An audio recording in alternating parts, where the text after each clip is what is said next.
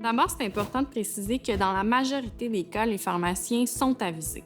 Généralement, un pharmacien impliqué va être avisé au moment où le syndic détermine avoir besoin de ses explications sur la situation enquêtée. Ça peut arriver qu'un pharmacien ne soit pas informé immédiatement lorsqu'une enquête est en cours, mais cette décision-là repose toujours sur des raisons bien précises.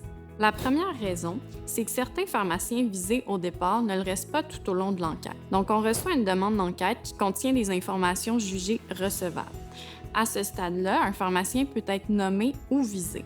Ensuite, au début de l'analyse, on peut rapidement se rendre compte que le pharmacien n'est finalement pas impliqué. Si le syndic juge qu'il n'est pas nécessaire de le rencontrer ou d'obtenir sa version des faits, le pharmacien n'est tout simplement pas avisé pour éviter une inquiétude inutile. La deuxième raison, c'est qu'on ne connaît pas toujours tous les acteurs dès le départ. Donc, dans certaines enquêtes, l'ensemble des pharmaciens impliqués n'est pas connu au début. C'est vraiment les documents analysés, les renseignements reçus et les témoignages qui vont permettre de préciser les rôles et identifier les pharmaciens réellement impliqués. C'est donc pas toujours possible ni utile d'aviser tous les pharmaciens dès le départ. Un dernier point important, c'est qu'il y a certains types de dossiers qui concernent des situations plus sensibles. Par exemple, des cas de fraude, des inconduites sexuelles ou des cas de consommation qui peuvent nécessiter des techniques d'enquête différentes.